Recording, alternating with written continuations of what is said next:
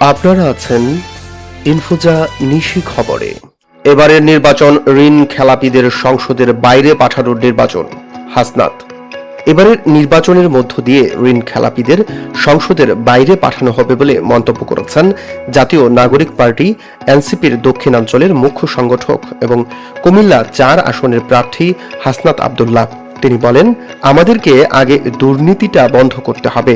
আমরা যদি দুর্নীতিকে বন্ধ করতে পারি, কোনো না কোনো সময় দেশ এগোবেই। এবারের এই নির্বাচন হবে দুর্নীতি বন্ধ করার নির্বাচন। এবারের নির্বাচন হবে চাঁদাবাজ মুক্ত হওয়ার নির্বাচন। সত্যি সংস্কার চাইলে গণভোটে হা বলতে হবে, সৈয়দা রেজওয়ানা।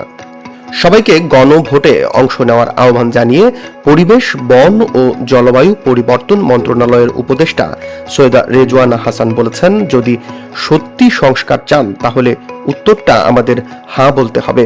রোববার সকালে ঢাকা উত্তর সিটি কর্পোরেশন ডিএনসির নাগরিক পদক 2025 প্রদান অনুষ্ঠানে প্রধান অতিথির বক্তব্যে একথা বলেন তিনি।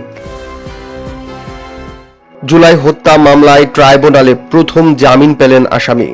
জুলাই আগস্টে সংগঠিত মানবতা বিরোধী অপরাধের মামলায় হুমায়ুন কবির পাটোয়ারি নামে আওয়ামী লীগের এক নেতাকে জামিন দিয়েছে ট্রাইব্যুনাল। জুলাই গণহত্যা মামলায় এটি প্রথম জামিনের আদেশ। রোববার আন্তর্জাতিক অপরাধ ট্রাইব্যুনাল 2 এর চেয়ারম্যান বিচারপতি নজরুল ইসলাম চৌধুরীর নেতৃত্বাধীন 3 সদস্যের বিচারিক প্যানেল এ আদেশ দেন।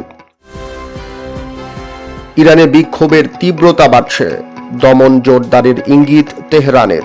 ইরানে সরকার বিরোধী বিক্ষোভ আরও জোরালো রূপ নেওয়ায় তা দমনে কঠোর ব্যবস্থার ইঙ্গিত দিয়েছে দেশটির কর্তৃপক্ষ।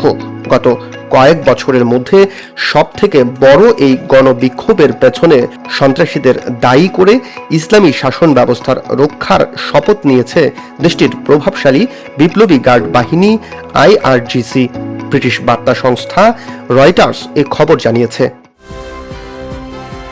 ইরানে বিক্ষোভকারীদের কঠোরভাবে দমন, মার্কিন প্রেসিডেন্ট ডোনাল্ড ট্রাম্প।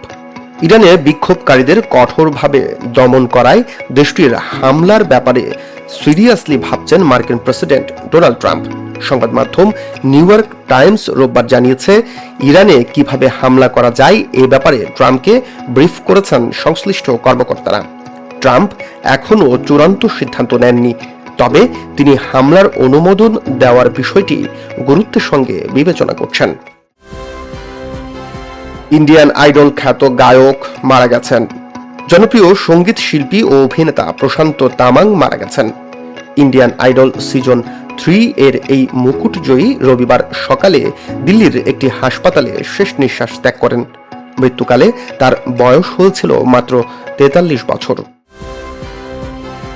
ভারত থেকে বাংলাদেশের ম্যাচ সরাতে ইতিবাচক আইসিসি। টি-20 বিশ্বকাপে বাংলাদেশের ম্যাচ ভারত থেকে সরিয়ে নেওয়ার ব্যাপারে ইতিবাচক বলে জানিয়েছে ক্রিকেট ভিত্তিক সংবাদ মাধ্যম ক্রিকবাজ। 1 থেকে 2 দিনের মধ্যেই চূড়ান্ত সিদ্ধান্ত আসতে পারে বলে জানিয়েছে ক্রিকেট ভিত্তিক এই সংবাদ মাধ্যমটি। দর্শক, আপনারা এতক্ষণ ছিলেন ইনফোজা নিশি খবরে।